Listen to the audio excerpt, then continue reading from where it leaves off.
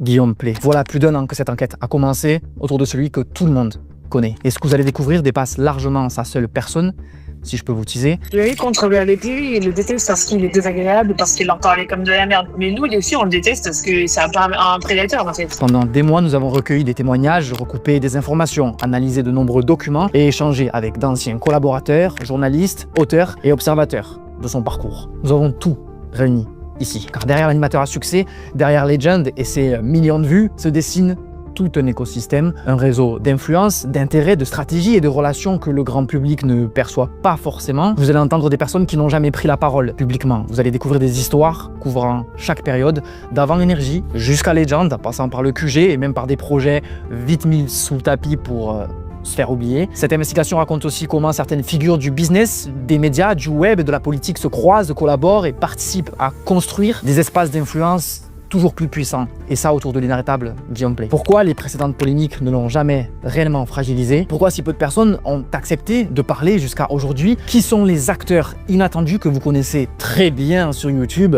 ou pas, et qui gravitent autour de Legend, nourrissent son ascension, et vice-versa. C'est ce que nous allons démêler. Merci à toutes les personnes qui ont accepté de témoigner, aux journalistes, spécialistes, aux auteurs et prétendues victimes qui ont contribué à construire ce gigantesque épisode. Nous n'avons pour objectif de condamner qui que ce soit. Notre but est simple, documenter, contextualiser et finir par révéler. Suivez bien jusqu'à la fin, ça va être intense.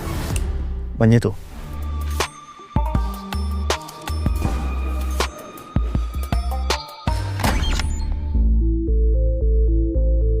Que vous soyez fan ou non de Guillaume Play, de Legend, peu importe pour l'instant. Ce qui nous intéresse ici, c'est autre chose. En 2026, que représente vraiment le business autour de ce média sur lequel vous êtes au moins une fois tous tombés? Comment le modèle fonctionne-t-il? De quoi vit-il? Et surtout, à qui profite-t-il? Pour comprendre ça, on va devoir passer par un peu de contexte. Restez avec moi quelques minutes. Le croustillant arrive juste après. Legend est coproduit par une agence marketing appelée Influx. Sur le papier, rien d'extraordinaire, une néo-agency qui signe des créateurs, négocie des sponsors, finance des projets, apporte un soutien logistique et met à disposition son expertise stratégique. Classique en apparence. Ce que l'agence appelle son crew est en réalité un portefeuille très structuré. Une figure forte dans chaque type de contenu, lifestyle, médias, finance, divertissement. L'objectif n'est pas seulement de représenter des talents, mais d'occuper méthodiquement chaque segment d'influence rentable.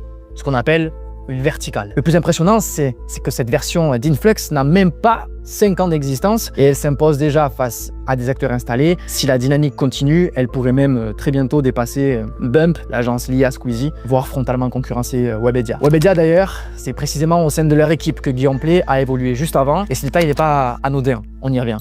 L'artiste Norman. Bienvenue, ça fait plaisir de t'avoir. Merci pour l'invite en tout cas. Tu sais que je t'écoute tous les matins en venant ici. Derrière Influx, il y a un homme. Pour l'instant, vous savez quoi? On va juste l'appeler Big Boss. Son identité, on la détaillera un peu après parce qu'il est la pièce stratégique dans l'ombre de Guillaume Play. Alors restons pour l'heure très factuel. Big Boss, c'est quelqu'un qui a très tôt compris comment fonctionne la mécanique du business digital. Influx ne sort pas de nulle part. L'agence s'inscrit dans la continuité d'années d'expérience accumulées par son fondateur dans un précédent business, revendu d'abord à des Belges, puis à des Américains. À l'époque, il opérait déjà sur le terrain de l'influence, mais côté marque, pas créateur. Voilà, c'est au moment où la communication digitale était en pleine phase pionnière. Le véritable tournant intervient quelques années avant la pandémie. C'est là que Big Boss rencontre le youtubeur anciennement connu sous le nom de Tech News and Test, aujourd'hui Romain Laneri. Salut tout le monde, c'est Romain de la chaîne Tech News & Test. On se retrouve aujourd'hui dans le setup de Vodka. GoPro verrouille le marché de la vidéo et impose son propre standard. Et c'est à ce moment précis que tout commence à prendre une autre dimension. Romain Laneri devient le véritable premier associé stratégique de notre mystérieux businessman dans cette nouvelle aventure. Il s'affiche officiellement partenaire dès 2018 avant de devenir l'an dernier directeur général d'une branche Influx. On n'est plus dans une simple collaboration, on est dans de la structuration. Puis rapidement, un troisième visage apparaît à leur côté, notre cher spécialiste, analyste Apple, qui est régulièrement visible sur ses photos, Léo Duff. Apple a créé une interface si réaliste qu'elle attire l'attention et devient elle-même une distraction. Dans ce monde, tout se paye. Si vous ne payez pas, alors quelqu'un le fait à votre place. Pas de profil LinkedIn pour détailler son rôle, mais selon une source présente à l'époque, il aurait occupé le poste de Head of Content Marketing chez Influx. On se retrouve donc avec 3 figures centrales, les 3 piliers de l'agence, rien de choquant. Le vrai sujet, est ailleurs. Ces liens sont longtemps restés flous, loin d'être explicités aux internautes, alors même que typiquement les deux youtubeurs cités étaient constamment exposés pour promouvoir et travailler personnellement chez Influx, au-delà même d'être représentés en tant que talent. Ensemble, ils iront même jusqu'à lancer un podcast nommé Takeout, aujourd'hui devenu Speakeasy by Influx, un format orienté business numérique et stratégie digitale. Salut les gars. Salut. Salut Léo. La forme? Bah ouais, très bien. La question du jour, c'est est-ce que... L'image est claire, des créateurs, mais aussi des opérateurs. Des postures d'experts adoptées par les talents Influx ou leurs invités qui, ensemble, semblent chercher à dessiner la météo de demain. Le véritable tournant arrive au moment game changer lorsqu'ils mettent la main sur Guillaume Play à l'été 2022 pour une raison officieuse sur laquelle on reviendra, au moment où Guillaume en fait a été contraint d'arrêter le QG produit par Webedia. C'est à ce moment-là que Big Boss commence à défendre activement des intérêts commerciaux de Guillaume. À cette époque, Legend est loin d'exister. La seule structure que Guillaume porte, c'est sa société de production historique, Locomotive Prod. Et c'est précisément dans cet entre-deux que tout va se redessiner. Une connexion stratégique se planifie rapidement entre nos deux protagonistes. D'un côté, un cerveau structuré, obsédé par les dynamiques du digital. De l'autre, un travailleur compulsif, capable d'enchaîner les formats et les projets sans relâche. Et selon plusieurs témoignages, il partagerait aussi un socle de valeurs politiques clairement à droite. Lors d'une soirée professionnelle à ce titre, justement, Guillaume aurait lâché à un invité « Tu vois Combini, je veux faire un Combini, mais pas de gauche ». Avec le recul, quand on observe certaines lignes éditoriales, la phrase prend une réelle dimension. Et ironiquement, cette fixation sur le média multicolore réapparaît d'ailleurs dans une interview récente de Big Boss. C'était la mode des interviews courtes, des interviews sandwich, pour ne pas citer la concurrence, des trucs en 1 minute et demie où il faut faire rire les gens avec une série de 5 questions qui sont à peu près toujours les mêmes. Très rapidement, les deux hommes vont s'associer pour construire la structure qui donnera naissance à Legend. Une émission promise à un succès fulgurant, le pari est ambitieux et c'est tout droit. Selon les déclarations de lors d'une interview accordée en 2025, plus d'1 million d'euros auraient été investis dans le développement du projet. Et bien évidemment qu'ils y croyaient. Le double réseau Guillaume et Big Boss joue un rôle clé. Les connexions business, les relais d'influence, les opportunités, et tout s'accélère. Le vrai décollage stratégique se ressent particulièrement en 2024 chez Influx. D'abord, grâce au lancement des épisodes payants via Legend Business, amorcé en novembre 2023. Les entreprises s'y intéressent immédiatement, les marques veulent leur place. Et le podcast enregistre lui-même simultanément ses premières envolées spectaculaires d'abonnements mensuels. Ensuite, une envolée, pourquoi? Parce que le rooster commence à faire virevolter. Autour de figures déjà installées comme Léo Duff et Romain Laneri, viennent s'ajouter Willow, Hardisk, Ludoc, Laurent Baffy, puis plus tard Mathias Bassino, directeur Europe de Trade Republic, côté commercial, les créateurs No Business et le média Le Crayon. Je précise, je verbalise uniquement les profils réellement structurants dans leur discipline et dont la collaboration avec Influx est mise en avant de manière répétée. Si l'on observe l'ensemble des talents maintenant qui sont référencés dans l'écosystème Influx, un constat saute aux yeux. Au-delà des différentes verticales évoquées, à l'image de Legend, les lignes éditoriales semblent pencher plus volontiers vers un imaginaire politique plus bleu que rouge. Mode, tech, business, finance, luxe, les thématiques dominantes gravitent autour de la réussite individuelle, de l'investissement, de la performance et de l'entrepreneuriat. L'ensemble de l'orientation globale interroge quand on regarde le tableau, quoi. Legend met régulièrement en avant les forces de l'ordre et les militaires et donne la parole à des figures complotistes, à des représentants de mouvements sectaires, à des personnalités controversées, parfois même clairement situées à l'extrême droite. Soyons clairs, il n'y a aucun problème à inviter des policiers ou des militaires, ce sont des métiers exigeants, exposés, souvent difficiles et méritent d'être entendus. Le malaise, encore une fois, naît ailleurs. Il apparaît lorsque la mise en avant se transforme en glorification sans contradiction, lorsque les récits sont déroulés sans contextualisation, sans questionnement sur les violences policières, par exemple, mise en perspective avec les tensions sociales actuelles. Voilà, nuancer, interroger, confronter, c'est différent que produire du sensationnalisme ou flatter un imaginaire viriliste. En fait, il y a parfois cette impression d'un flirt avec certains codes masculinistes, alors jamais frontal, jamais assumé grossièrement, mais présent en filigrane dans la manière dont les récits sont mis en scène. Ce n'est d'ailleurs pas anodin de voir autant de contenu autour de l'armée, des armes à feu tout simplement, car un des témoins de notre enquête nous a confié que Guillaume Play nourrirait une réelle fascination pour ce domaine, allant jusqu'à posséder lui-même un permis de port d'armes. Tout ça, ça ne daterait pas d'hier, comme en atteste cette photo publiée sur son compte Facebook en 2013, le montrant en pleine session de stand de tir. Un élément qui, au moment où nous finalisons cette enquête, trouve un écho particulier dans l'article récemment publié par Le Monde, ce 25 juin 2026, au sujet de Guillaume Pley. Deuxième point du malaise, dès qu'il est question de santé ou de profession médicale, médecins, urgentistes, infirmiers, psychologues, les intervenants sont presque exclusivement des hommes. À l'inverse, lorsqu'on aborde le travail du sexe, là ce sont essentiellement des femmes qui sont mises en avant. Et parenthèse dans le même sens, rares sont les fois où les invités et eux ne sont pas amenés à devoir parler de leur sexualité. Cette analyse est d'ailleurs confirmée par une collaboratrice de Guillaume Pley. Pour Le Monde, elle confie: la remarque a été faite à Guillaume qu'il n'y a pas beaucoup de femmes invitées et qu'en plus les femmes qui étaient interviewées parlaient notamment de sexe. Mais Guillaume, il n'est pas du genre à faire gaffe à la parité. Ce contraste pose question. À la profession infirmière par exemple est historiquement et sociologiquement très féminisée. Selon la DRES, en 2021, elle comptait environ 87% de femmes pour 13% d'hommes. Voilà, je laisse simplement ce chiffre ici. Il est donc étonnant que les femmes soient principalement sollicitées sur des thématiques liées à la sexualité, mais beaucoup plus rarement invitées lorsqu'il s'agit de parler sérieusement de santé. Alors que les docteurs et soignantes en France, c'est pas non plus ce qui manque. De la même manière, lorsqu'un gynécologue est convié à 2 reprises pour partager nécessairement des anecdotes qui concernent les femmes, on peut s'interroger sur le fait qu'une gynécologue ne soit pas, elle aussi, à ce moment-là, invitée à prendre la parole. Qu'est-ce que l'hymen, concrètement, et à quoi ça sert au départ? Est-ce qu'il y a une utilité dans le corps? Non, il sert à rien, l'hymen.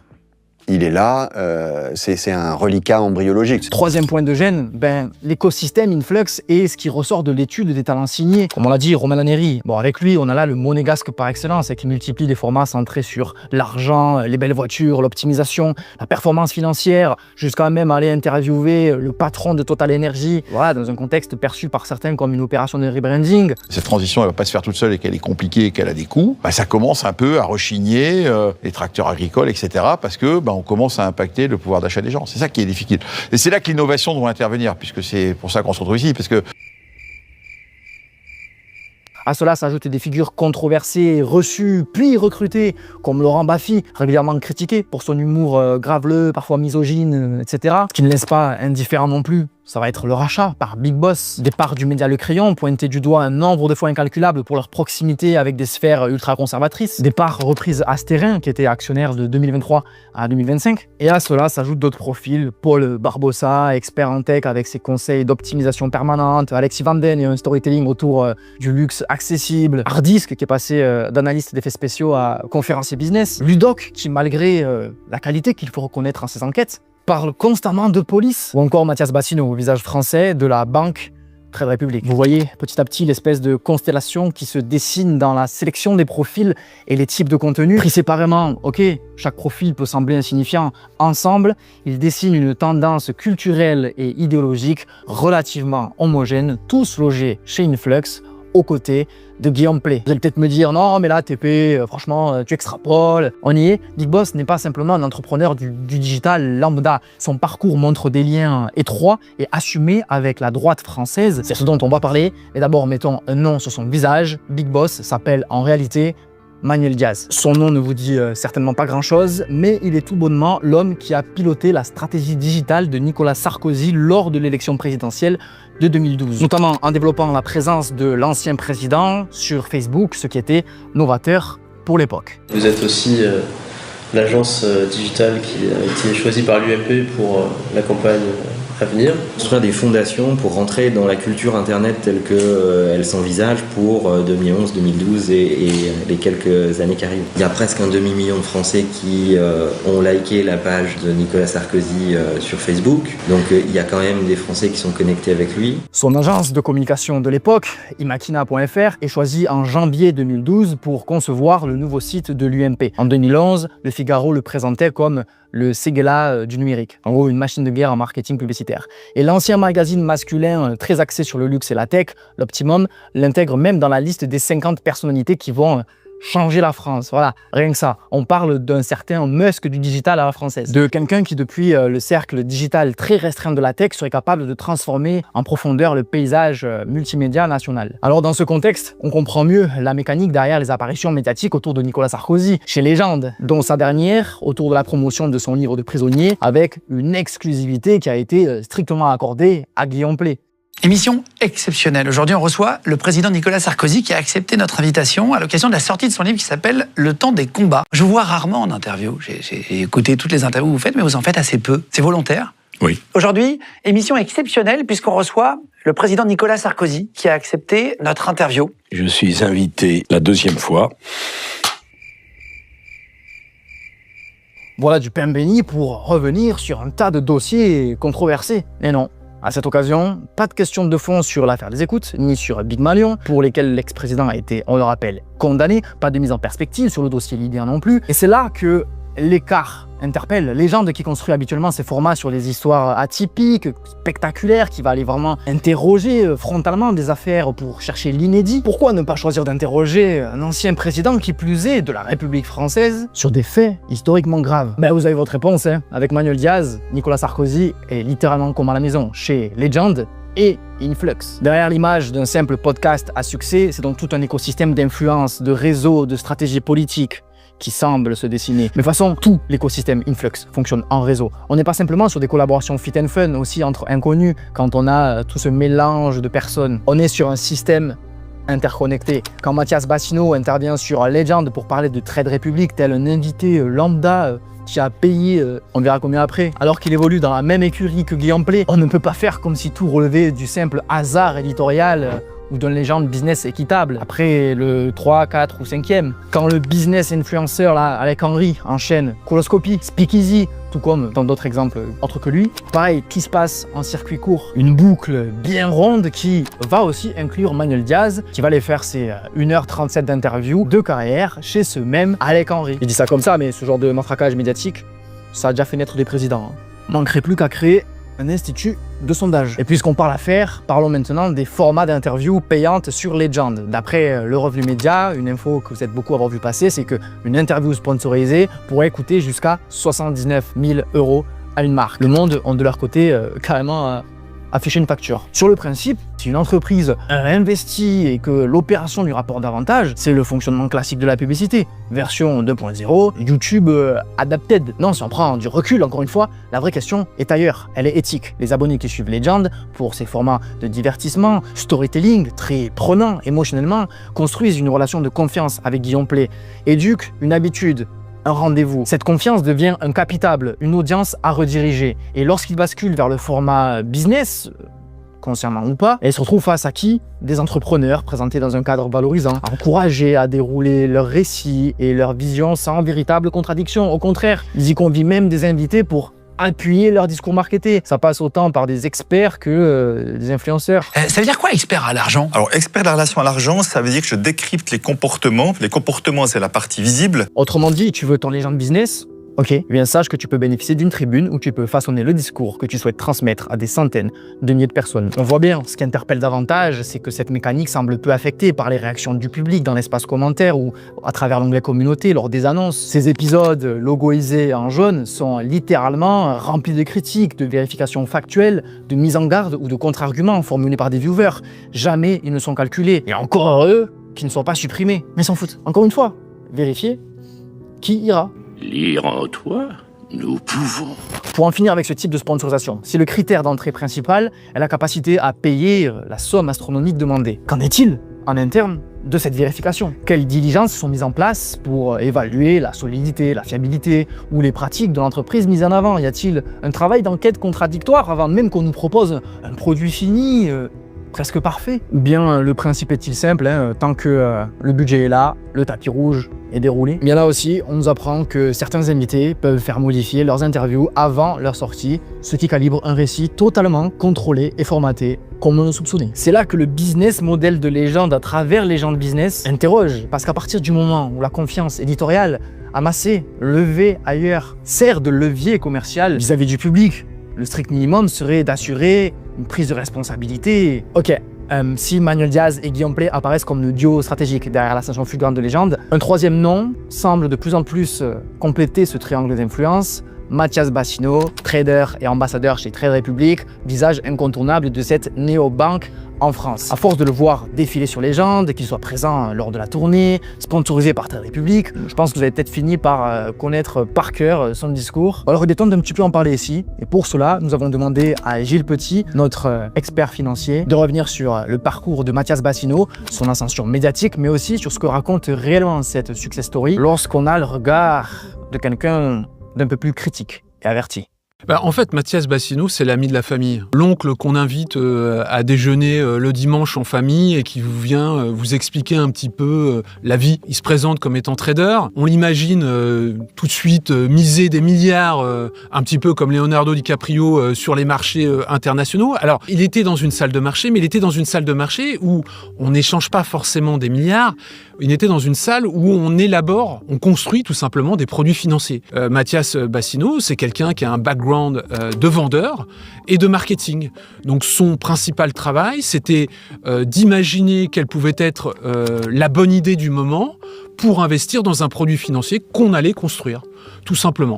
Monsieur et madame tout le monde n'a aucune connaissance de ce que c'est qu'une vraie salle de marché, donc il joue sur cette petite ambivalence, et puis il vient gentiment vous expliquer que l'inflation, phénomène qui existe depuis que le capitalisme existe, ça va quand même attaquer vos économies et qu'il faudrait vraiment faire attention, et que ça serait peut-être bien d'investir en bourse. Ce faisant, qu'est-ce qu'il vous propose ? Il vous propose des recettes qui existent, je ne vais pas dire depuis la nuit des temps, mais qui existent depuis très longtemps. L'investissement en bourse, c'est pas quelque chose de nouveau. Simplement, l'investissement en bourse, c'est quelque chose qui fait peur. Lui, Mathias, arrive avec un discours qui est rassurant, avec des produits qui peuvent être incitatifs. Je pense notamment aux comptes rémunérés. Avant de songer à investir son argent, si vous avez peur, pourquoi pas prendre un compte rémunéré ? Bon, le compte rémunéré, c'est très bien, mais c'est pas une idée nouvelle. Il y a des néobanques qui se sont lancées dans la décennie 2010 en France, proposer des livrets rémunérés. Vous pouvez en trouver aussi dans les banques, mais les banques les mettent pas forcément en avant parce que le compte rémunéré a un premier inconvénient, c'est que les intérêts que vous touchez sur ce compte-là sont redevables d'impôts. Donc une partie des intérêts que vous allez toucher, ça va être des impôts à payer. Donc c'est pas un produit très sexy.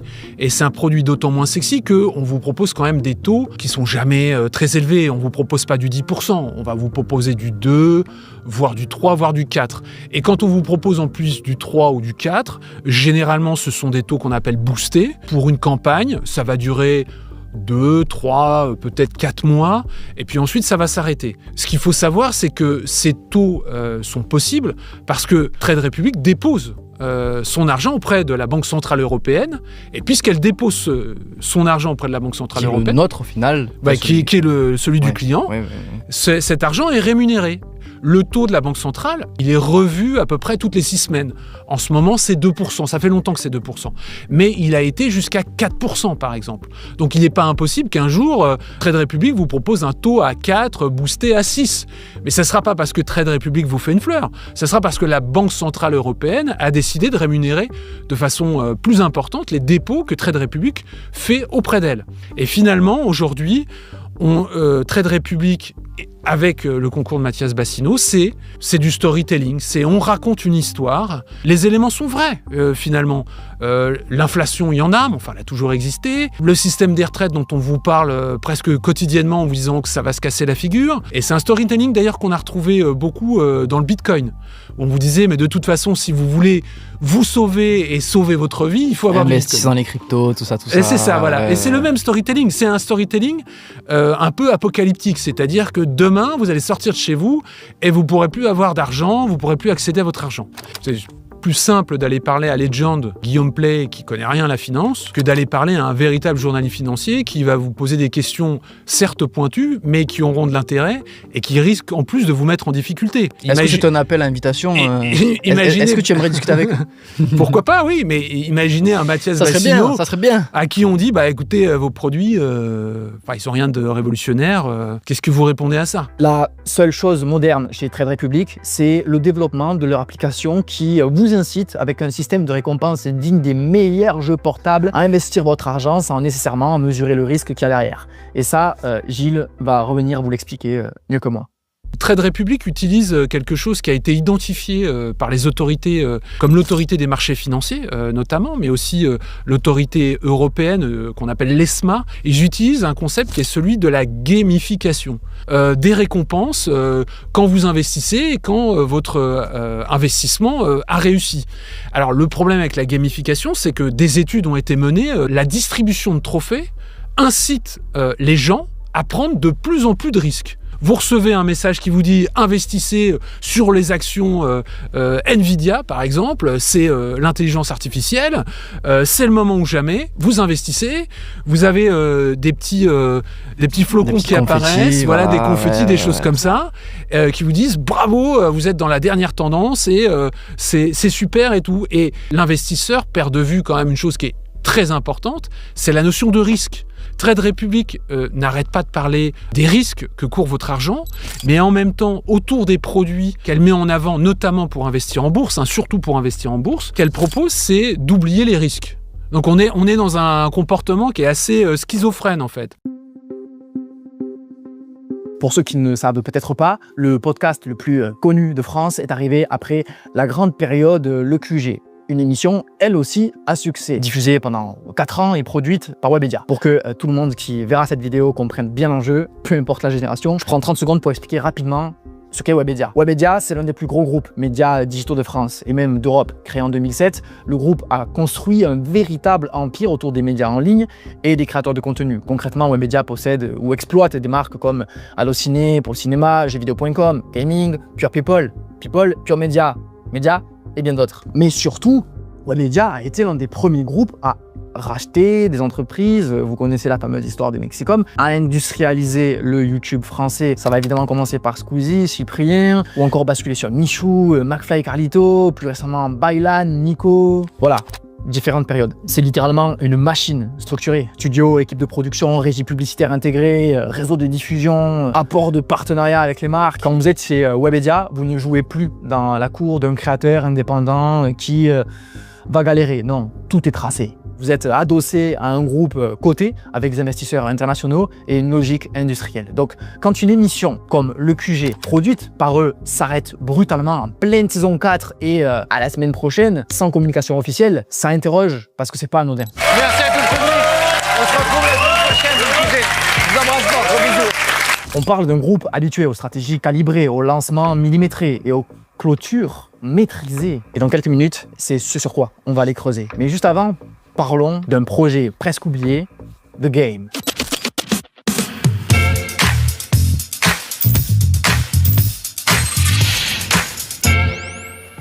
Et bonsoir tout le monde. Salut. En direct aujourd'hui avec un invité dans un instant qui arrive dans 2 minutes. Soyez les bienvenus tout le monde. On vous offre 1 000 € comme chaque soir en répondant à 7 questions avec votre téléphone. Vous allez pouvoir jouer. On est dans le studio aujourd'hui. Ça fait longtemps qu'on n'y était pas. On est à la maison. À l'origine, si Webedia contacte Guillaume Play, c'est pour développer une application quiz. À l'époque, voilà, c'est la mode. L'idée, un live mêlant discussion libre façon Twitch, humour de plateau, puis un quiz final avec de l'argent à gagner financé par la publicité. On se retrouve demain à 19h30. On vous offrira aussi 1 000 €. On sera en direct de chez l'un d'entre vous. Si l'on cherche aujourd'hui à en retrouver des traces, celles-ci sont particulièrement millimétrées. Je vais pas vous mentir que de notre côté, on a pu mettre la main que sur une seule rediffusion publique qui totalise environ 8000 vues, donc ça fait longtemps que pas grand monde l'a vu. Vraisemblablement resté en ligne par un oubli. Le reste a disparu des radars. Donc voilà, ce projet a existé. De son côté, quand Guillaume Play évoque cette période, il le fait brièvement, presque en accéléré. Le QG, j'ai mis 6 mois à le préparer dans une pièce sans fenêtre. C'est pas une anecdote fausse, hein. Je l'ai fait au sous-sol de Webedia, dans une pièce dans le parking. Mais littéralement, dans une pièce. En dessous, on avait un sous-sol. On faisait un jeu pour les portables en dessous. Et j'ai mis quelques mois à préparer ce truc-là. L'échec est discret, mais il est réel. Après ce faux départ, panique à bord, il faut absolument rebondir. Webedia ne vont pas mobiliser toute l'équipe que Guillaume a recrutée derrière Locomotive Prod pour rien. Et c'est là que va naître le QG, de manière un peu bricolée. Et ce qui va nous l'illustrer, c'est certains dires et un détail qui va intriguer. Le nom Le QG aurait été piqué au nom de la boîte historique de Pascal Sautens. Regardez bien les dates, c'est éprouvé. Quand tu as appelé ta boîte Le QG, Qui t'a donné l'idée? On s'est vu à Webedia. Je me dis, ouais, Pascal, je voudrais créer un truc YouTube, qu'est-ce que t'en penses? Ça peut cartonner. Je dis, ouais. Je dis, t'as le nom de. Je cherche un nom. Je dis, tu sais quoi? Je dis, moi, j'ai appelé ma société le QG Training. Et je dis, tu sais, le QG, l'avantage, c'est que voilà, c'est quartier général, c'est là où tout le monde se réunit. C'est pas mal. Il me dit, ouais, c'est pas mal, ouais, j'avoue, vas-y, je vais réfléchir. Il migra bien. À l'époque, ils étaient relativement proches. Et là encore, on a un Guillaume pas très. Ça marche pas avec le storytelling qui nous a servi. Un nom, un concept. Alors on a pris le QG parce que j'adore le quartier général. Le mot quartier général, c'est un peu militaire. J'adore tout ce qui est armée, etc.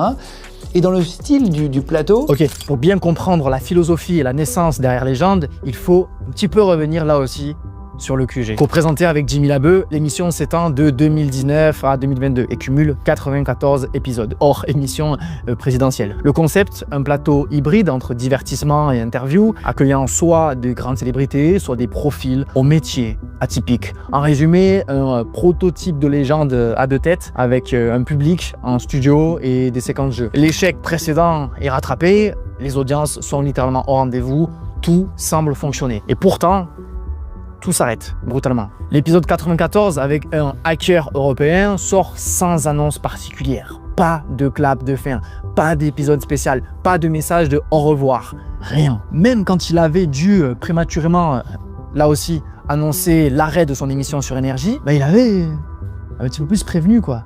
Alors, on l'a pas encore annoncé, mais on s'en va à la fin de l'année d'énergie. Et en fait, bon, ils ont décidé que ça s'arrête un petit peu plus tôt. C'est ça.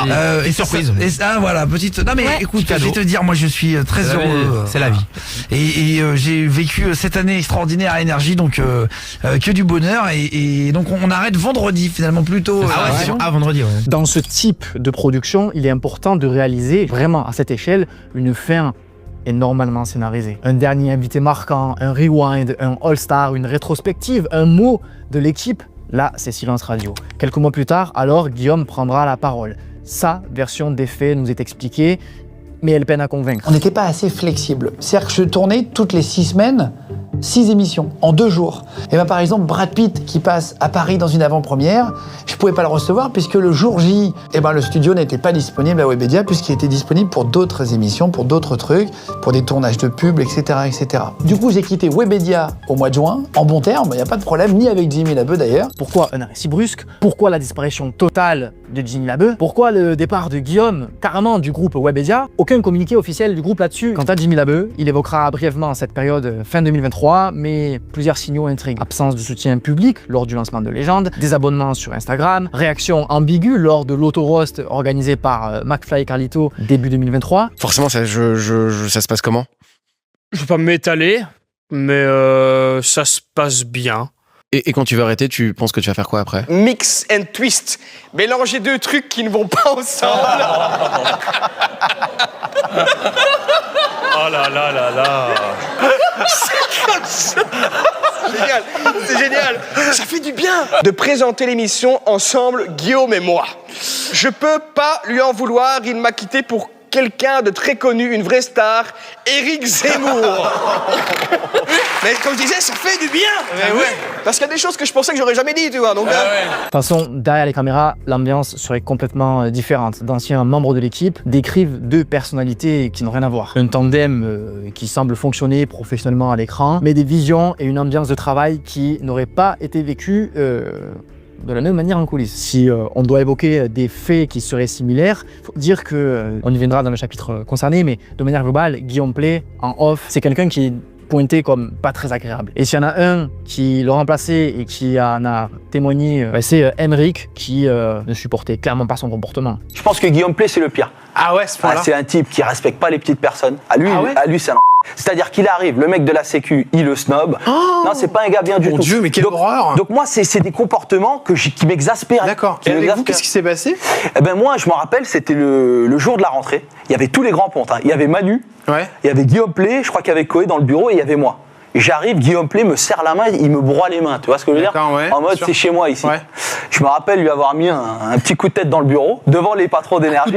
Un petit coup de tête léger. C'est-à-dire? Léger, un petit coup de tête, voilà. Tu veux pas que je te le mette quand même? Mais vous rigolez? Non, je te jure, sans déconner. Sans déconner. Si, petit coup de tronche, tranquille. Et putain, on était au 5e, il y avait tous les directeurs. T'imagines le grand patron, Gaël Sanker, Morgane Serrano. Il y avait tout le monde. Il y avait tout le monde. Ça s'est levé comme un seul homme, là. Je suis redescendu, je me suis dit, je suis viré. Ok. selon plusieurs témoignages recueillis auprès de sources anonymes et d'anciens collaborateurs du QG et d'autres périodes antérieures et postérieures. Ouais, ça fait du monde. Bien, l'arrêt brutal autour de toute cette collaboration, que l'on peut ressentir presque comme un bannissement, serait intervenu dans un contexte de signalement interne grave concernant le comportement de l'animateur avec une ou plusieurs collaboratrices. Toujours selon plusieurs témoignages, la situation a été traitée en interne et la collaboration en fait aurait pris fin dans la foulée. Alors écoute, moi j'ai bossé à Webedia, j'ai vu un papier en gros avec une petite liste de youtubeurs, de personnes, de créateurs de contenu qui sont bannis de Webedia. Alors, pour un temps, je ne sais pas, ça peut être 1 mois, 2 mois, 1 an, ou peut-être à vie, je pourrais pas te le dire. Mais en tout cas, j'ai vu son prénom justement, et en gros, il ne pouvait pas accéder aux autres étages de Webedia, mis à part le rez-de-chaussée, parce que il avait le QG, donc c'était quelques mois avant qu'il termine le QG. Je pense qu'il devait terminer son contrat avec eux, et ensuite dégager, puis il l'a enregistré, et puis il partait très très vite. Dis-moi, je sors de chez Webedia, là, je me suis renseigné auprès de gens qui étaient là à cette époque-là. Personne ne veut trop en parler pour être franc. Ce qui est sûr, c'est que c'est très touchy, et ils m'ont dit qu'ils ont arrêté, on va dire, avec Guillaume Play parce que il y avait des petites affaires, quoi. Il y a des petits trucs qui étaient pas clairs, et ils voulaient pas trop reprendre le risque qui s'est passé avec Normal. Et là, comme ça, ce qui fait rebond, c'est que d'autres éléments dans le passé pas si lointain de Guillaume, que beaucoup semblent avoir oublié, soulèvent de sérieuses questions. Dans ses formats, dans son divertissement. En 2013, alors âgé de 28 ans, il avait suscité une vive polémique. À l'époque, ces séquences montraient des jeunes femmes embrassées dans la rue, sans consentement, par surprise. Alors apparemment, au milieu, il y en avait, c'était des actrices, ok, mais mine de rien, des images qui choquent, qui ont mobilisé et qui ne montraient pas du tout le bon exemple aux jeunes qui les regardaient, et pas que les jeunes. Pour un homme approchant la trentaine, un tel comportement problématique comme ça, difficile d'associer ça à une erreur de jeunesse. Hier, Guillaume Play, qui est animateur sur MC de Rising Star, qui a été très vulgaire, je ne peux même pas citer sur Europe 1 ce qu'il a dit, mais voilà, il a été très vulgaire. Très vulgaire sur Enora. Ah, parce qu'à la gonzesse, elle me casse les Qui ça, laquelle? La Enora, là. Ah ouais. Elle est belle. Elle est aigrie parce que on est numéro 1 le soir et dernière le soir en radio. Ça y est, la meuf, elle est à la télé. Les opposés s'attirent peut-être. Ah non, mais c'est parce qu'on l'a nique en radio que je la nique ailleurs, non plus. Bah, je sais pas, après, faut l'appeler peut-être. À force de parler de grosses productions, d'agences, d'influence, avec des millions d'euros en investissement, on en oublierait presque une réalité. Celle du coût de l'indépendance.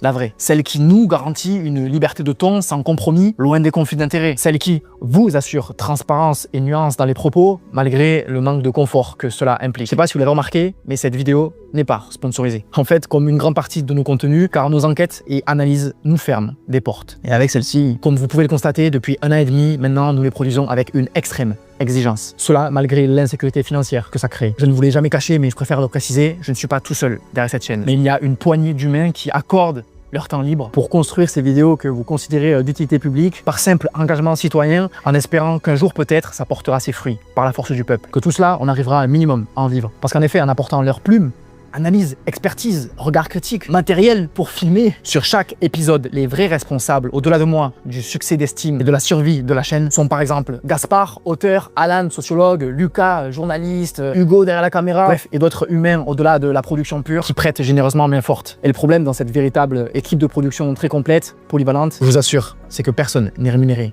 Même moi, je le suis pas en fait. Au contraire, je cumule plein de petits métiers pour tout réinjecter sur la chaîne et je vais être franc, on ne tient plus. Si seulement je pouvais compter sur les marques qui sponsorisent 90% du YouTube Game en un claquement de doigts, je le ferais. Mais on veut impacter. Et vous connaissez ma position sur beaucoup de ces partenariats et sur certains annonceurs. S'ils ne cochent pas nos exigences éthiques et de transparence, je n'en veux pas. Je vous le dis, je préférais arrêter la chaîne et trouver un 35 heures bien stable.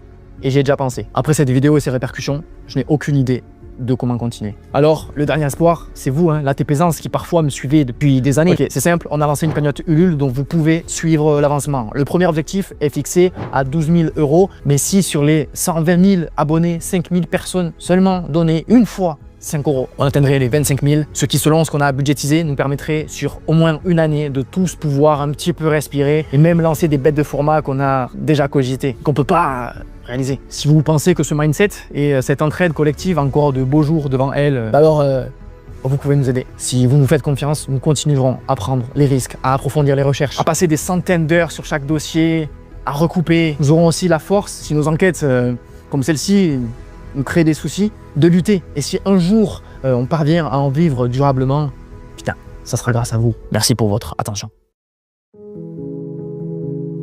Comment né légende. Et bien même si Guillaume aurait été écarté par Webedia, il n'est pas question pour lui de disparaître du paysage. Il continue donc à monétiser son image via sa propre prod, en collaborant avec quelques structures, parmi lesquelles on va retrouver la Marine nationale ou encore Orano. Pour Orano, d'ailleurs, il avait reçu précédemment le directeur général quelques temps plus tôt dans le QG, et en fait, voilà, ça avait complètement bien marché, une grosse vague de recrutement, donc bon, et là, je suis désolé, mes petites facettes politiques du TP exigent, on va un petit peu s'attarder sur Orano. Entreprise majeure du lobby nucléaire, elle est condamnée dans le passé pour des faits de corruption en Mongolie, mise en cause concernant des opérations au Niger, épinglée à plusieurs reprises pour des questions sociales ou publicité trompeuse en faveur du nucléaire. Voilà, ce n'est pas l'objet central du tout, mais disons simplement que ça éclaire certaines choses dont on parlait avant et prépare la suite.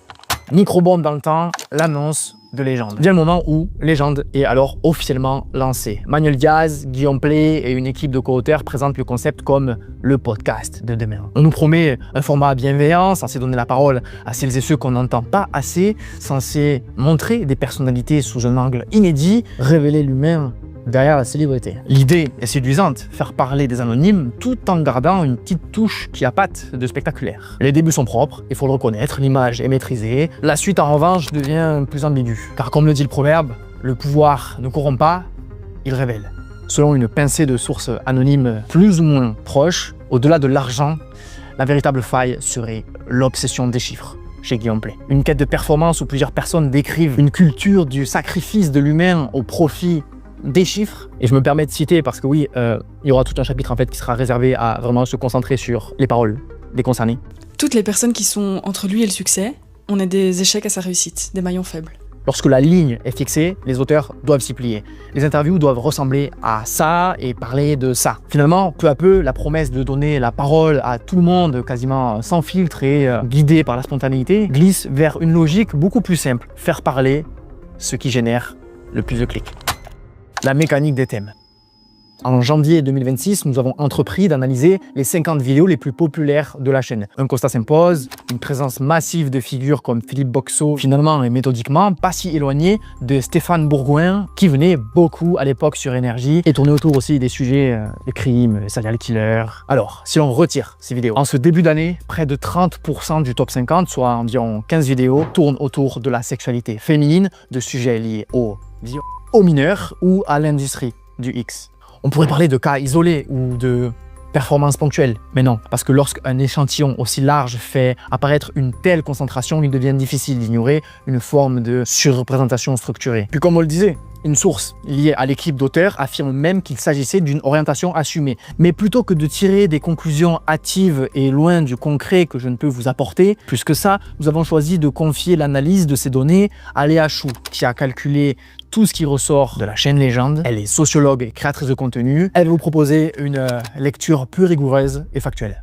Enchantée, c'est Léa Chou. Ma spécialité, c'est la socio du travail et de l'influence. Plus précisément, j'analyse des formats et pratiques YouTube. Et j'ai été missionnée pour analyser la structure de Légende et essayer de comprendre ce qu'il y a quand on enlève tout l'enrobage. C'était un petit challenge que j'ai trouvé hyper intéressant parce que personnellement, je ne connais pas du tout la chaîne Légende. Ce que j'ai fait, c'est que je suis allée sur la chaîne et que j'ai commencé à regarder un petit peu les grands titres. Dans ces vidéos, on retrouve 17 vidéos classées dans Business, 18 dans Story et 39 dans le format Légende. Soit une moyenne d'environ 4 vidéos par semaine sur la période étudiée. Quand j'ai récupéré tous les sous-titres, j'ai ouvert R en fait et j'ai écrit un code. Et c'est là que la magie opère puisque comme vous pouvez voir, j'ai enfin les sous-titres qui apparaissent comme ça. Qui permet donc de faire ressortir les noms communs et les noms propres les plus utilisés, les verbes et les adjectifs. Vous pouvez voir les mots les plus utilisés dans chaque format, donc Business, Légende et Story. Je le précise que ça reste quand même à prendre avec des pincettes puisque on est sur un truc très en surface. Néanmoins, je trouvais que le partage de juste ce peu de recherche était quand même très intéressant. Donc voici ce qui ressort un petit peu de mon analyse et de l'analyse textuelle, c'est que donc pour le format Légende classique, on retrouve donc souvent des personnalités connues autour du récit qui mettent souvent en scène un quotidien. Donc on a des récits du quotidien avec d'un côté les femmes qui vont majoritairement plus souvent témoigner autour du relationnel et pour les hommes, on va plus être tourné sur des discours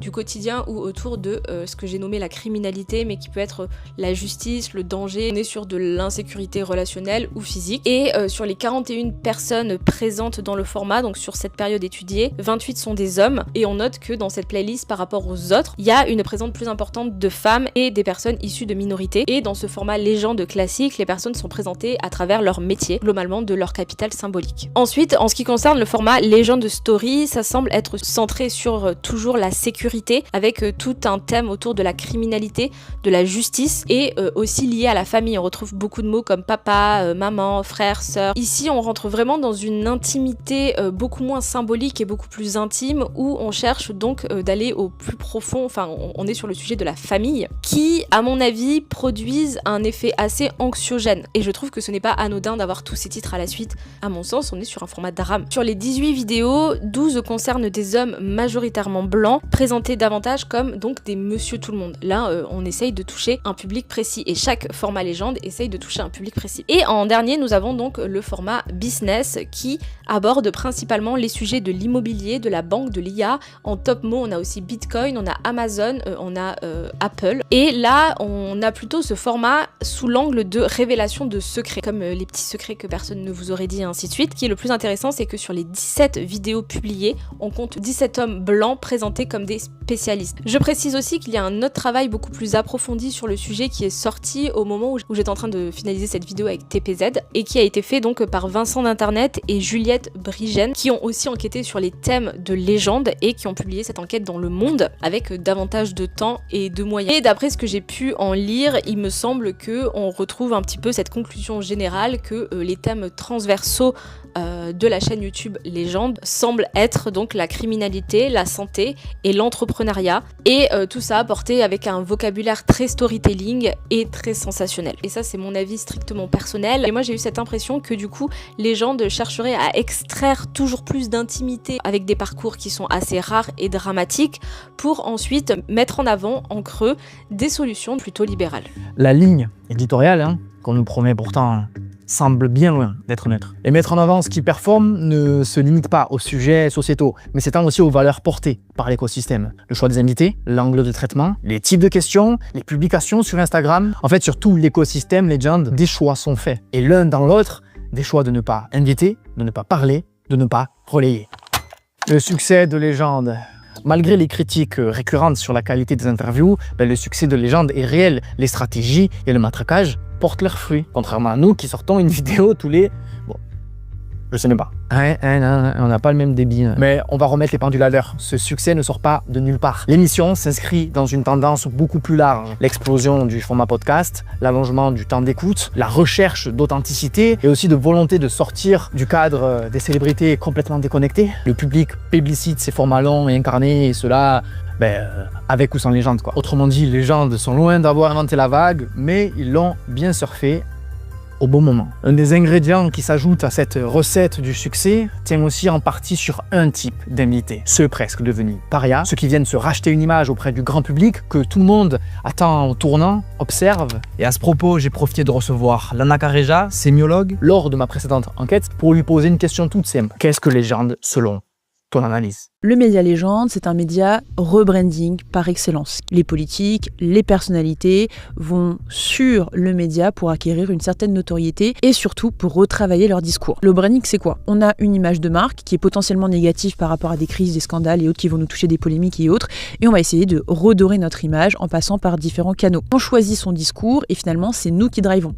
C'est un petit peu différent d'un échange avec un journaliste classique, sachant que Guillaume Pley n'est pas journaliste, ne l'oublions pas, il est communicant, ça oui, donc c'est-à-dire qu'il va vendre de la publicité, par contre il ne va pas vendre de l'information, ou en tout cas apporter de l'information. Lui, ce qu'il va faire, c'est qu'il va évoquer la crise d'une personne, Carlos Ghosn, Nicolas Sarkozy, ex-président par exemple, voilà, pour la promotion également de son livre, et va davantage cadrer l'interview sur l'homme. Finalement, on n'a plus un président, un ex-président de la République qui a été condamné, on a un homme comme tout le monde. Et ça s'intègre dans une communication globale. Carlos Ghosn, c'est une personne qui a souffert. Finalement, Rachida Dati, également, c'est une personne qui a souffert. Ça omet toute la réalité sur place, les condamnations, les procès en cours. Merci Lana d'avoir mis des mots sur ce qu'on est sûrement beaucoup à partager. Mais au vu de cette analyse, une question demeure encore. Pourquoi on continue massivement à consommer Légende, à regarder du Guillaume Pley? Surtout lorsqu'on lit tant de personnes le critiquer dans ses propres espaces commentaires du podcast sur YouTube, qu'il est aussi clivant, les polémiques, les dossiers. Eh bien, c'est justement ce que va explorer Alan Simon, si vous avez bien suivi, docteur en sociologie et co-auteur de cette vidéo, dans son magnéto. Je voudrais essayer d'expliquer un sentiment qui peut être assez paradoxal qu'on peut avoir face à certains gros succès médiatiques actuels. Comment est-ce possible que des formats comme Légende ou Touche pas à mon poste, si on les compare, continuent de cartonner alors que leurs animateurs, Guillaume Play ou Cyril Hanouna, peuvent être très critiqués, voire parfois rejetés dans le débat public. Ce paradoxe, en réalité, n'en est pas vraiment un si on l'aborde sociologiquement. Parce que ce qui fidélise le public, ce n'est pas uniquement l'animateur, c'est surtout le format, le rythme, et le rituel. Les travaux en sociologie des médias sur la télévision, notamment ceux de Dominique Mel ou Éric Maigret, montrent que les médias ne fonctionnent pas seulement comme des producteurs de contenu, mais comme des organisateurs du quotidien. C'est-à-dire qu'une émission diffusée très régulièrement devient un repère temporel, presque un réflexe, et on ne regarde plus vraiment pour quelqu'un, mais parce que c'est l'heure, et donc parce que ça fait partie de la routine. C'est exactement ce qui se passe avec TPMP ou avec Légende sur YouTube qui publie à un rythme très soutenu, une vidéo le mercredi, le vendredi et le dimanche. À force de répétition, le format se dépersonnalise de ses animateurs. On ne parle plus de l'émission de Hanouna, par exemple, ou de celle de Guillaume Play, mais d'un espace médiatique identifiable qui peut être un lieu de clash, de confidence, de récits exclusifs et de tensions attendues. Les recherches sur la routinisation des médias, notamment du professeur britannique Roger Silverstone, montrent aussi que plus un contenu est fréquent, plus le public développe une forme de tolérance. Les polémiques, les scandales, les dérapages sont perçus comme des épisodes supplémentaires d'une série sans fin, rapidement absorbée par le flux continu d'informations qui sort au quotidien. Mais il n'y a pas que la routine. Il y a aussi ce que moi j'appelle un processus de désincarnation, c'est-à-dire la capacité d'un format à créer une distance symbolique entre le créateur et le contenu. Autrement dit, réussir à faire en sorte que le public ne consomme pas toi, mais ce que ton émission met en scène. Si on regarde bien, ni Hanouna ni Guillaume Play n'incarnent totalement leur concept, même s'ils l'animent. Dans Légende, ce qui captive, ce sont les invités, leurs récits, des paroles qu'on entend rarement ailleurs. Et dans TPMP, ce sont les interactions, les rôles autour de la table, la mise en scène collective du débat et du divertissement. Dans les deux cas, le spectateur assiste à une scène. Il peut ne pas aimer l'animateur, mais quand même consommer le contenu. À l'inverse, sur YouTube, certains créateurs fonctionnent autrement. Quand les vidéos sont plus rares et très centrées sur la personnalité comme Squeezie ou Amixem, le public s'attache directement à la personne. L'attachement devient presque affectif. Et là, si la figure centrale déçoit, c'est tout le projet qui peut vaciller. C'est exactement ça le processus de désincarnation. Créer un concept qui peut te survivre, même si ton image se dégrade, même si tu es absent ou remplacé, un format où ta personnalité, qu'on l'aime ou qu'on la déteste, n'impacte plus directement les chiffres de l'audience. Il y a bien une chose qu'on ne peut pas retirer à Guillaume, c'est sa longévité. De Energy à Legend, il a plus de 15 ans de carrière et une présence constante sur tout type d'antenne. Il a en quelque sorte l'image de l'animateur nouvelle génération, quoi. Et les faits sont là, hein. Il a traversé les époques médiatiques sans disparaître. Et la question qui touche toujours de telles figures, si problème a lieu, est-ce que ça peut durer? Eh bien, la réponse elle est simple. Cela dépendra en grande partie de la génération qu'il a vu émerger. Nous, la Gen Z, celle avec laquelle il a construit une partie de son histoire. Celle avec qui il a établi un parasocial, puis un transparasocial. Même si il est vrai qu'avec Légende, on observe un repositionnement vers un public plus âgé pour des raisons stratégiques assez évidentes. Vous sentez où je veux en venir? L'enjeu ne se situe pas uniquement du côté de l'animateur. Il se situe aussi chez nous. À quel point sommes-nous prêts à regarder en face ce que devient une figure qui nous a accompagnés durant notre adolescence? À quel point sommes-nous prêts à déconstruire, voire potentiellement cancel, quelqu'un qui a fait partie de notre paysage intime, quelqu'un qu'on écoutait tous les soirs, quelqu'un qui nous rend nostalgique,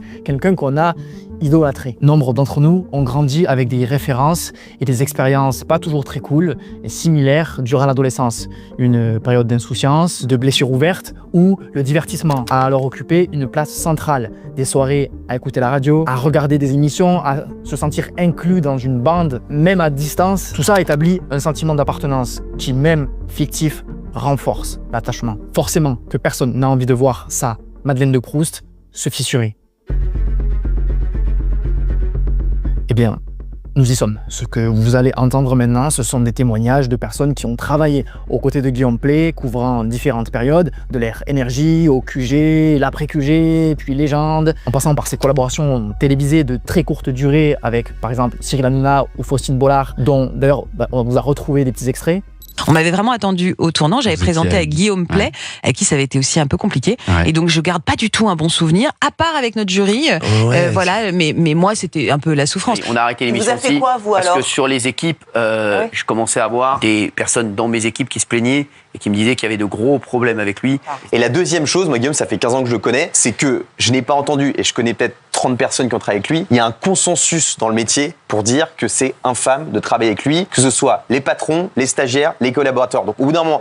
J'ai fait partie du groupe Énergie pendant un certain temps, et effectivement, il y avait quand même... Enfin, c'était pas des espèces de, on va dire, de témoignages comme ça isolés. Il y avait quand même beaucoup de rumeurs, de bruissements sur ce genre effectivement, de comportement, d'humiliation. Et c'est vrai que... Ces récits dessinent le portrait d'un homme qui ne laisse personne indifférent. C'est pour cela que la grande majorité des personnes que l'on a reçues ont souhaité garder plus ou moins anonymat. Par le fait même de parler, elles craignent que la simple reconnaissance d'une voix ou d'un détail ne les expose à des pressions, qu'elles soient juridiques, mais pas que. D'autant plus que certains occupent aujourd'hui des postes dans le paysage de l'audiovisuel ou médiatique qui pourraient les desservir. Cette enquête est le fruit d'un travail rigoureux mené sur plusieurs semaines. Chaque récit a été recoupé, contextualisé, confronté aux autres témoignages ainsi qu'aux éléments rendus publics depuis 2023. Et si une telle prudence a été rendue nécessaire, c'est avant tout pour protéger les intervenants, le contenu, autour de cette grande raison qui prédomine, la peur. La peur de s'exposer à quelqu'un ou un système perçu comme influent,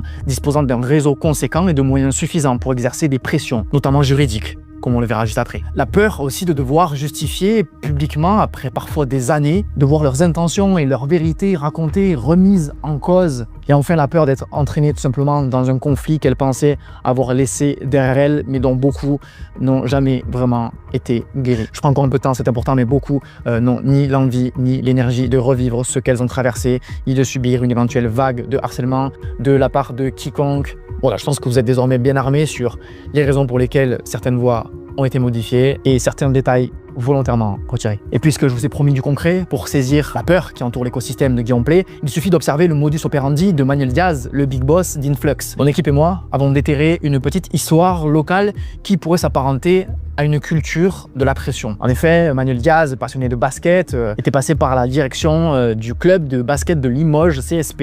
Et ce qui s'est passé offre une illustration assez frappante. Alors que, à raison, la gestion du club suscitait la colère des supporters et de la presse régionale, comme le Populaire du Centre, France Bleu et le Populaire, la moindre pique satirique qui le ciblait, même sous forme de simple tweet, faisait l'objet de mise en demeure immédiate visant les publications. Ces démarches, vécues comme des tentatives d'étouffer la contradiction, révèlent quand même une méthode marquée à utiliser la menace judiciaire, y compris pour des affaires de faible ampleur. Ayant connaissance de ça, vous comprenez bien pourquoi ça compte pour notre enquête. Ce précédent local est tout simplement le miroir des réticences que nous avons rencontrées. Et aujourd'hui, il faut se dire que l'homme a bien plus de succès.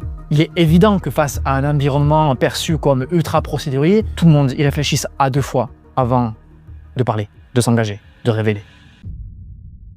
Quand j'ai bossé avec Guillaume, je dirais que ce qui m'a le plus marqué, c'est son mode de management. J'ai le sentiment d'un schéma qui se répétait. Au début, il y a une phase de séduction totale. Il me disait qu'il m'adorait, il me mettait en avant, il me flattait. Et du coup, il y a une sorte de proximité qui s'est installée. Et moi, j'ai baissé ma garde. Et j'ai accepté de repousser mes propres limites avec le sourire parce que j'étais persuadée d'avoir une forme de relation privilégiée avec lui. Et du coup, il me répétait souvent d'être à la hauteur de ses ambitions. Fallait pas le décevoir parce que voilà. Dès que j'ai cessé de vraiment coller exactement à l'image qu'il attendait de moi, tout a basculé du jour au lendemain. En fait, d'un coup, son attitude complète, elle a changé. Il est devenu distant, il est devenu parfois blessant. Et pour moi, c'était vraiment la douche froide. Déjà parce que la pression était devenue constante. En fait, mon travail, qu'il trouvait génial la veille, semblait ne plus rien valoir. Et il me faisait souvent sentir que je lui devais tout. Et en fait, il insinuait que toute ma réussite dépendait uniquement de lui. Et le pire, c'est que moi derrière, j'ai fini par le croire. C'est pour ça que je dirais que Guillaume semble avoir beaucoup de mal avec la contradiction. Dès que j'ai voulu poser des limites, faire valoir mes droits, j'ai senti que lui le vivait vraiment comme une trahison personnelle. Et il exigeait une disponibilité totale qui, pour moi, dépasse le cadre professionnel classique. J'ai aussi vécu une ambiance de compétition permanente avec mes autres collègues, où il fallait tout le temps prouver parler de sa loyauté. C'est quelque chose de très important pour Guillaume, la loyauté. Et ça passait par une pression sur les horaires, par exemple. Ça s'arrêtait jamais, hein. Il me sollicitait même le week-end, le dimanche, en soirée.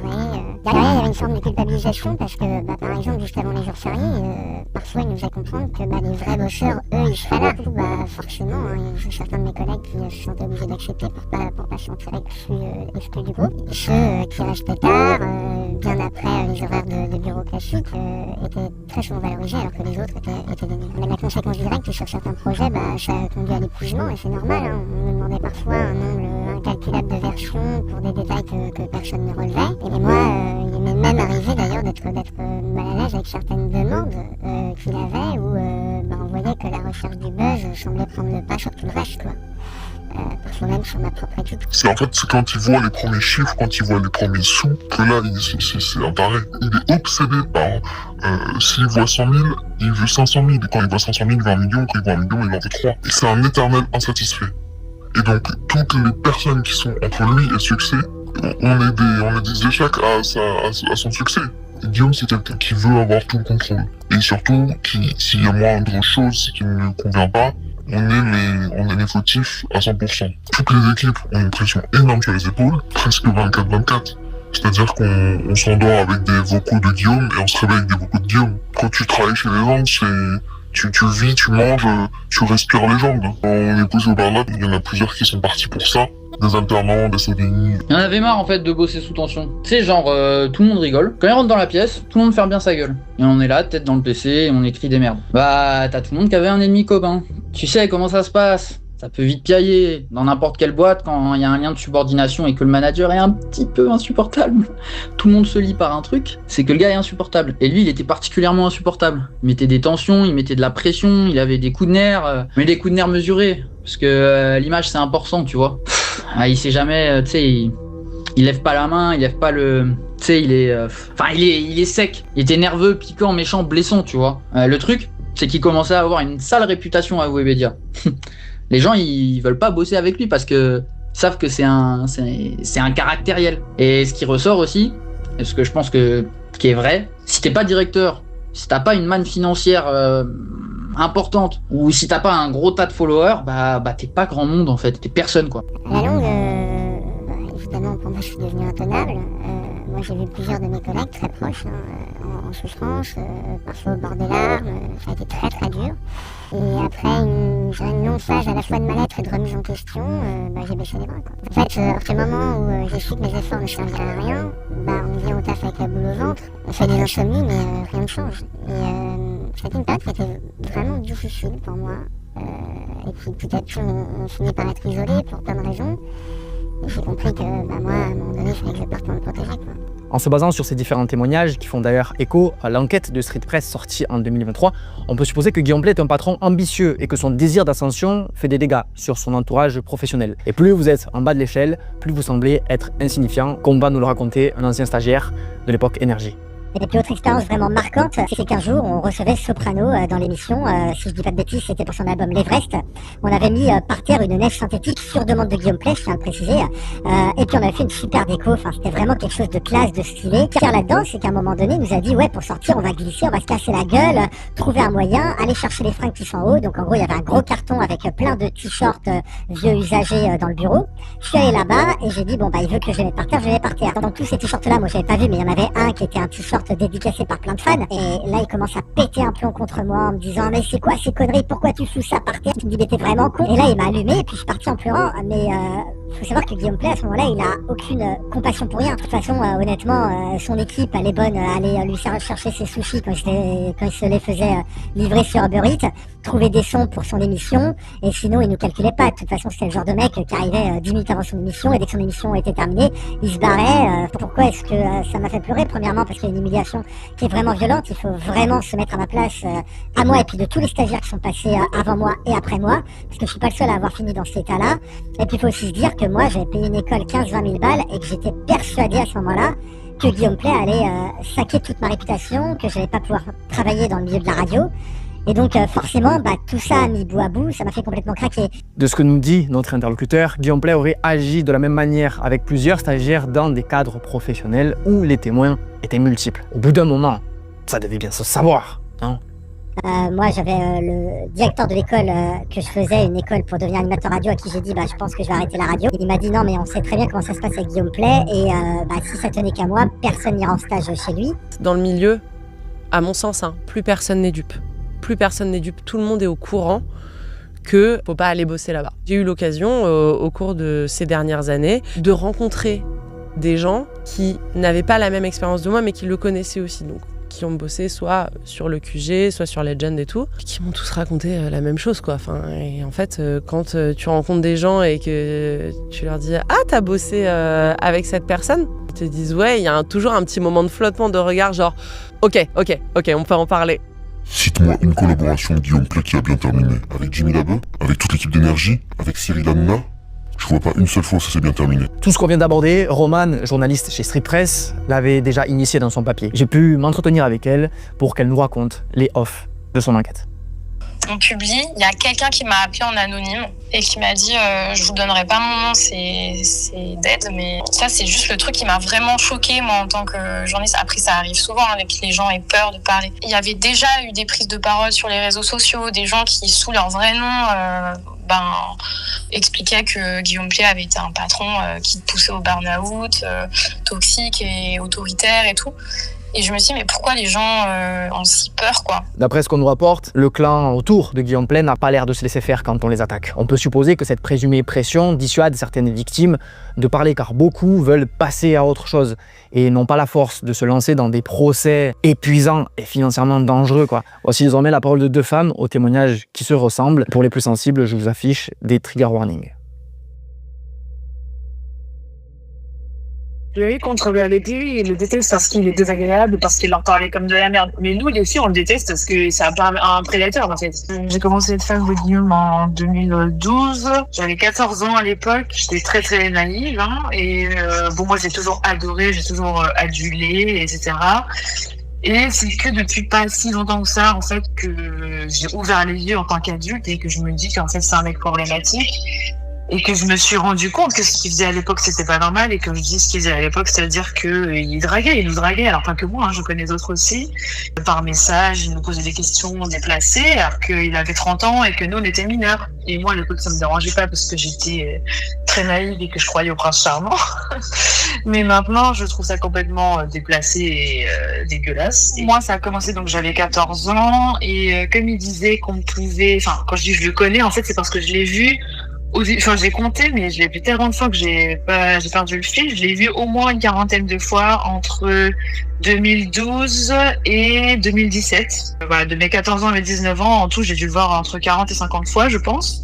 Donc au début, je venais le voir devant Énergie parce qu'il disait tout le temps à ma radio qu'on pouvait passer... dire bonjour devant les studios, etc. Et en fait, à force d'y aller, en fait, lui, il donnait beaucoup d'importance à ses fans, surtout aux filles, et enfin, je pense. Et du coup, il me reconnaissait. Le fait qu'il me reconnaisse et qu'il me fasse des compliments, ça me fait plaisir que tu sois là, ça me fait plaisir de te voir et tout. Et ben, j'étais complètement piquée. Je me disais, oh là là, mais il m'a reconnue. Du coup, je me sentais importante. Et à l'époque, il y avait Instagram. Donc, c'est à cette époque-là qu'il a commencé à suivre un peu ses fans sur Instagram, dont moi. Bon, maintenant, avec du recul, je me rends compte qu'il suivait surtout les filles qu'il trouvait mignonnes. Moi, pour le contexte, donc j'écoutais ces émissions radio depuis 2014. Donc, il faut savoir que je suis née en 2000, donc j'avais 14 ans. À cette époque-là, il faisait des visites de studio. J'avais l'occasion d'y aller puisque mes parents, on allait à Paris avec mes parents, donc j'avais 15 ans. Donc, je suis allée visiter les studios. Donc, Guillaume me faisait visiter. On était un petit groupe. Et en fait, à partir du moment où il m'a vu, on va dire, dans les studios d'énergie, du haut de mes 15 ans, on va dire, il a commencé à avoir une approche différente avec moi. Et en fait, il a commencé à m'envoyer des messages privés pendant plusieurs mois. Et en fait, il faut savoir qu'il faisait des événements, souvent des meet-up. J'ai vu plusieurs fois plusieurs événements, en fait, les années qui suivaient, quoi. Et en fait, à chaque fois, du coup, il m'envoyait des messages. J'étais fan de ce qu'il faisait, etc. Donc, j'étais super contente d'avoir cette proximité, on va dire, avec la personne que j'admirais à l'époque, quoi. Globalement, ça a duré de mes 15 ans à mes 19 ans, on va dire, où il m'envoyait régulièrement des messages avec des compliments, en me disant que j'étais super jolie, que en gros, il avait hâte que j'ai 18 ans aussi, donc de manière très un peu subtile, mais voilà, c'était vraiment dit, j'ai hâte que je sois majeure, hein, on sait tous pourquoi il me disait ça. Tous les ans, quasiment, il me demandait, ah, t'as quel âge maintenant? Enfin, c'était un peu très étrange d'ailleurs avec du recul. J'ai réalisé que c'était extrêmement grave très tard, parce que je sais pas, pendant des années, j'étais un peu, enfin voilà, j'y pensais pas forcément et je continuais ma vie, mais je pense que vers 2021, 2022, je me suis vraiment dit, ah oui, là, avec du recul, tout ce qui s'est passé, c'est vraiment border, quoi, on va dire, sachant qu'il avait, on a 14 ans d'écart, donc quand j'en avais 15, il avait déjà presque la trentaine, enfin un peu moins, mais voilà. Quand j'ai eu 18 ans, il m'a envoyé des messages extrêmement explicites, très très explicites, il a voulu qu'on se voit. En tant que fille de 14-15 ans, et ben on a aussi cette faiblesse et cette admiration, et lui il s'en servait beaucoup du coup pour avoir ce qu'il voulait, je pense, au final. Moi, à titre personnel, j'ai jamais accepté ses avances et je l'ai jamais vu seule, parce que bah j'avais quand même cette conscience de me dire c'est pas normal. J'ai eu cette chance, je pense, de jamais l'avoir vu toute seule et jamais avoir accepté ses demandes de rendez-vous, on va dire. Même quand j'ai eu 18 ans, je n'avais pas forcément envie, du coup. Peut-être 6 mois après mes 18 ans, bah il me parlait toujours, hein, il a su que j'avais eu 18 ans, et en fait il m'a proposé qu'on se date, en fait, tout simplement. On était déjà en couple à l'époque, hein, déjà avec sa femme. Il m'a proposé de venir me chercher, qu'on aille au restaurant tous les deux, et qu'après il me repose, etc. Bon, voilà. Il m'a proposé un date, littéralement, et il m'a je trouve extrêmement salace, surtout pour le moment.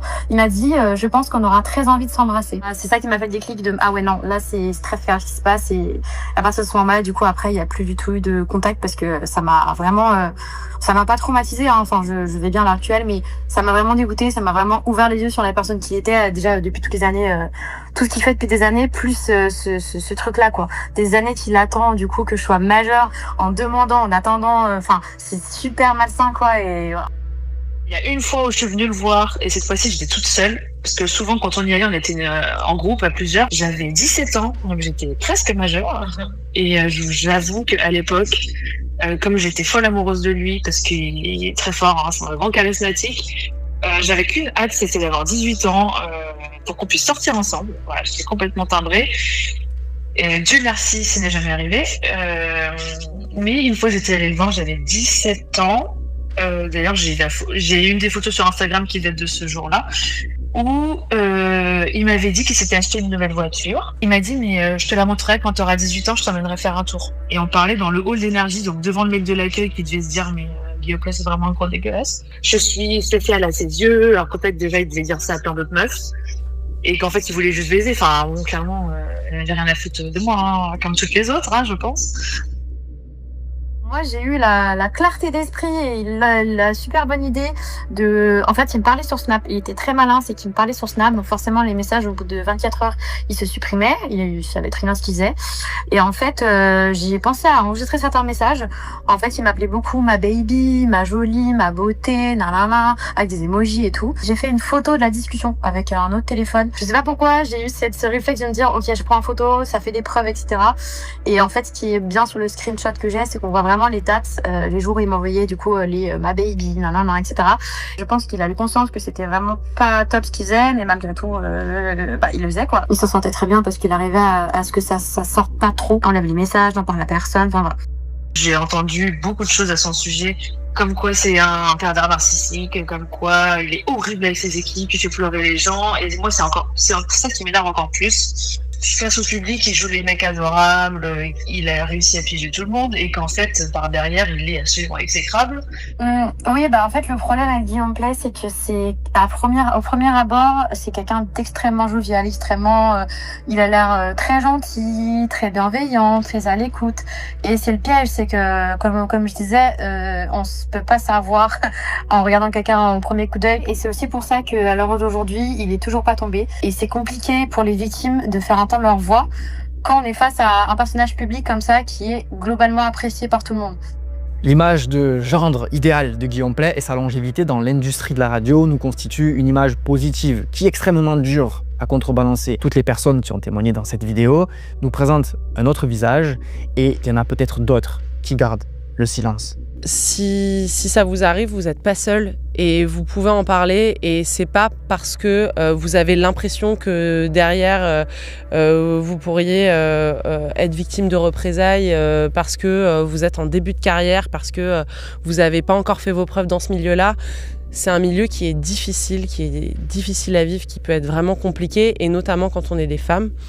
Et quand on est issu de minorités, il faut en parler. Et moi, ce que j'aimerais montrer aujourd'hui, c'est que plus on dénoncera de tels agissements, et moins il y aura d'impunité dans ce milieu-là. Donc en fait, il faut continuer. Faut pas avoir peur, faut en parler. Il faut en parler aux personnes autour de vous. Il faut en parler à vos amis, il faut en parler à votre famille. Et en fait, il faut que la honte change de camp. Et maintenant qu'on a les réseaux sociaux, je pense que c'est hyper important de pouvoir parler et éliminer ces parasites finalement, parce que ça crée des traumas, ça crée des femmes qui sont pas bien à leur peau pendant des années, des décennies, parce qu'elles en parlent pas forcément. La honte, c'est du côté des hommes justement qui font ce genre de choses, que ce soit des pédophiles, ce que vous voulez. Il y en a énormément, et c'est même souvent ceux qu'on soupçonne pas forcément. La parole peut aussi être remise en doute, mais malgré tout, faut pas lâcher, parce que dans tous les cas, c'est rarement qu'une seule victime.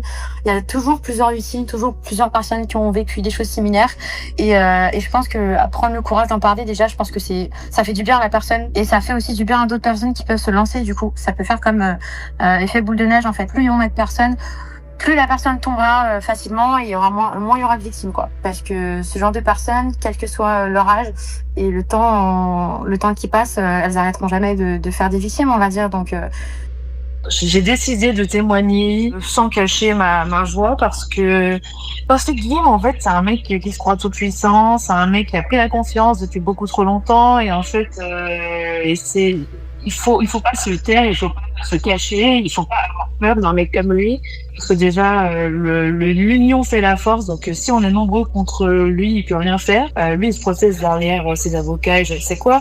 Comment dire, il faut pas accepter sa position de victime. Faut montrer qu'on sait ce qu'il a fait. C'est un gros dégueulasse, hein.